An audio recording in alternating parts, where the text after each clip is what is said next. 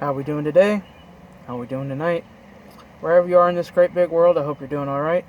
Today is Thursday, June 20th, 2019. And today we're going to talk about the 50 names of Marduk, specifically the 4 Slayers.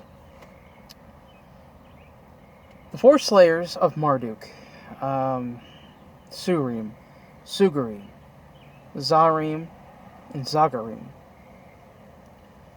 They are the 4 Slayers of Marduk, who aided him in the battle against Tiamat in the heavens and her horde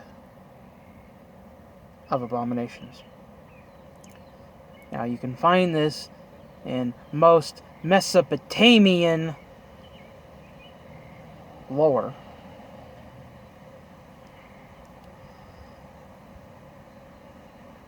So, who are they? Now each one, as you can see here, each one has similar but different descriptions. Now, notice Sugarim and Zagarim stand out the most. Zagarim is the wild one. He's the madman. He's a loose cannon with renegade ways. Now you got Sugarim, who's the kindest of the 4, as he will not harm the enemy of the sorcerer or priest if they command it.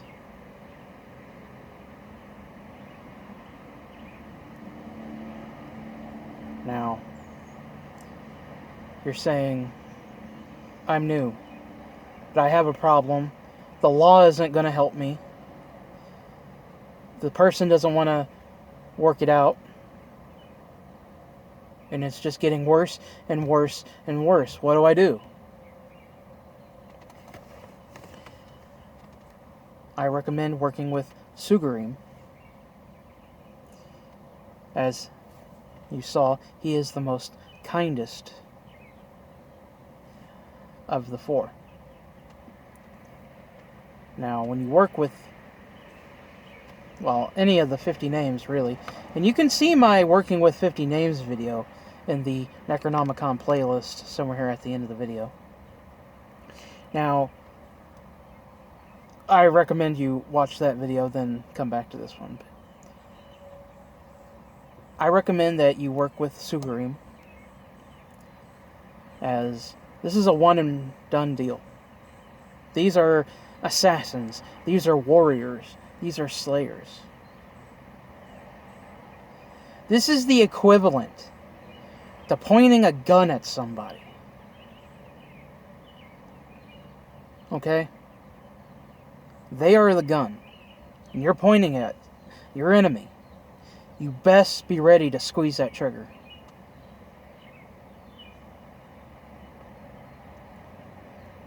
Now, morality plays a big part in all of this.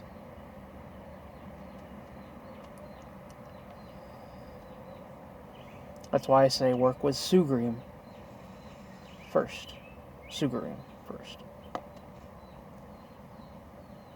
You have, say, a bully. No one's listening. No one's doing anything. You've told people. You've shown people. And nobody gives a shit. Nobody wants to help you. You call upon him. You write out exactly what it is that you want done. And I've said this through all my other videos. Write it out exactly. And then when you feel you have the perfect way of wanting it done, then continue.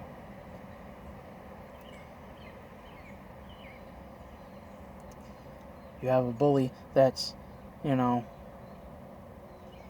quite popular. You got a bully that's loved. by everybody that's protecting him. So you write it out to where coincidences start happening. The bully starts losing his popularity, starts losing his protectors. Bad things are happening.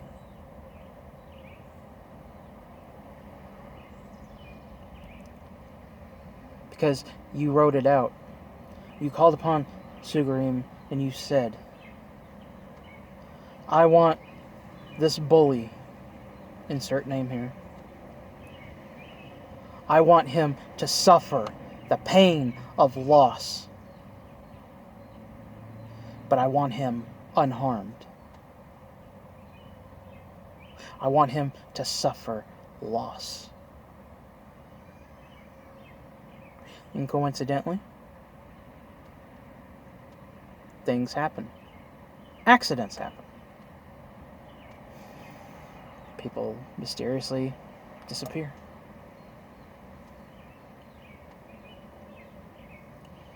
Now, I recommend him for the more moral type of person, as I was in the beginning. Now, if you are somebody that just does not give a shit at all, I mean just does not give a fuck, Zagarim is the way to go. He's the madman, the loose cannon. However, he will come back and claim what is his from you.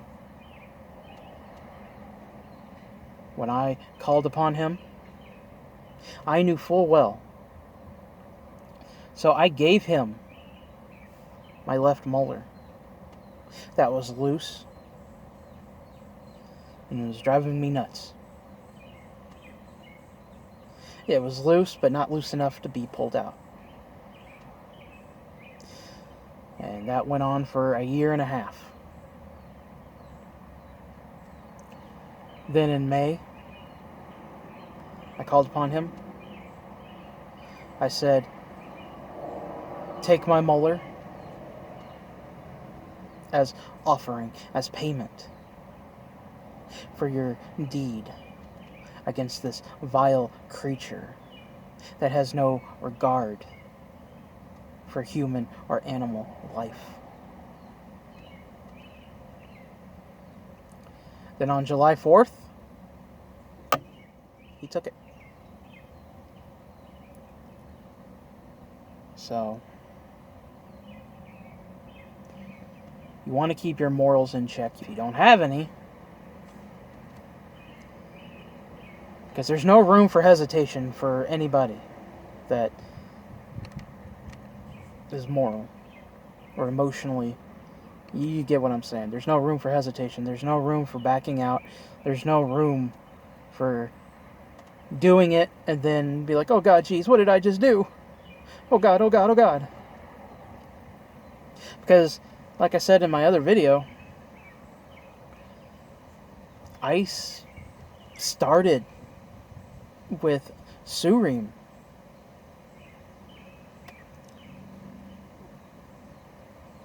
And I had that fear of being smoted by God, because I was still on that fear campaign.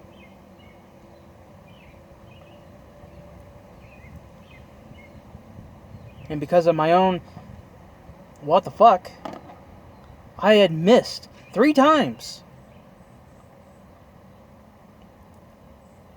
Sugarim's description of not harming. But unfortunately, the person I called Surim on kind of deserved it. Like I said, it's like a gun. You point, you better squeeze that trigger. Now, thanks to my buddy Patchwork, he used the Slayers in a creative way. which I didn't even know, because I have this habit of taking things for face value. I take it literally. He used them on an entity that was bothering him. He called upon one and took out that entity. That blew my mind. But I've never had that problem with an entity where I had to call upon someone else in general to take care of that. So, it is what it is. But, you know, that's why you're always learning. That's why you're always growing as a practitioner.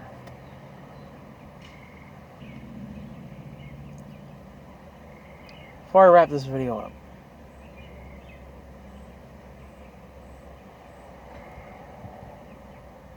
now, unbeknown to most, I'm not saying, any of my brothers in craft, but unbeknown, there is a time limit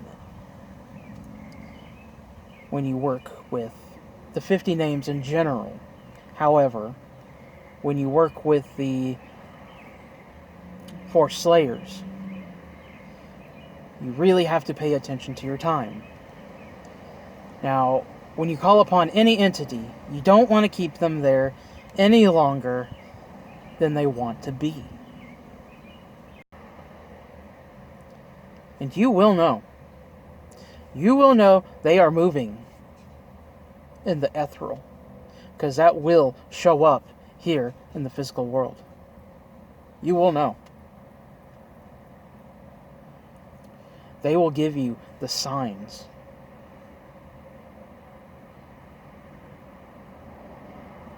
And then you're going to start noticing, maybe not today, maybe not tomorrow, but a little bit later on, you're going to start to notice that bully problem isn't really turning into a problem as much. Because coincidentally, that bully is going through some major stuff. Now,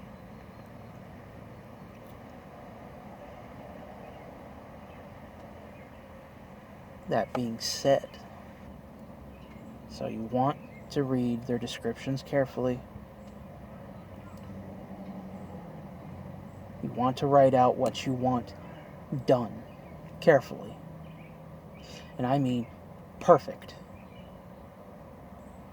Then if it's not safe to summon, you hide the sigil and you wait.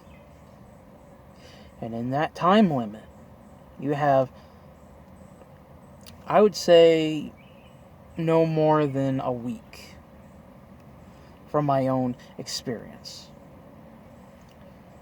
Anything more than a week, they're going to start to get impatient.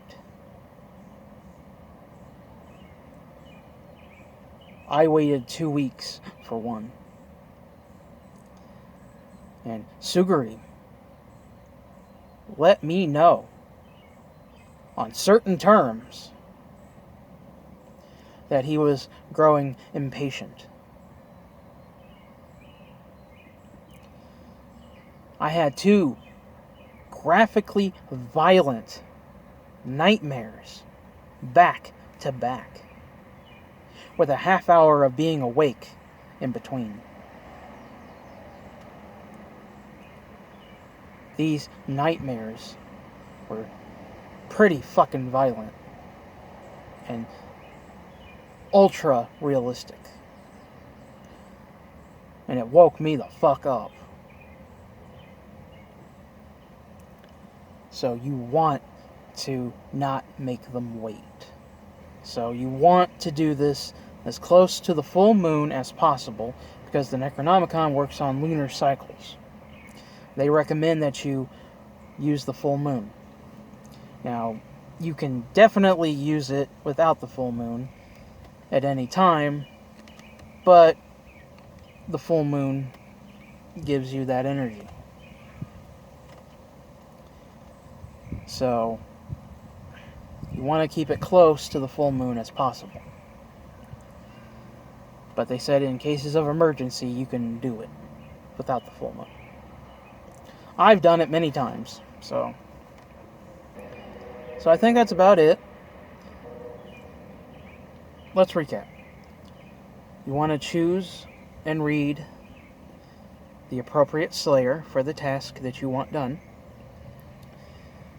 You don't want to hesitate. You don't want to be all up in your moral feelings. You want to make sure that this is something that you want. Do not waste their time. Do not waste their time. You can use them to fight off entities, again, thanks to my brother, Patchwork. And yeah, that's about it. So I want to thank you all for watching. I want to thank you all for listening. If I have anything else I want to add, I'll make an addendum video. So with that being said, if you have any questions, comments, or concerns, put them in the comment section down below. If you want to come find me on social media, my link is in the description. And be sure to check out my brother's Magickology and the Black Tower for advanced Necronomicon techniques. And yeah, Ave Satana.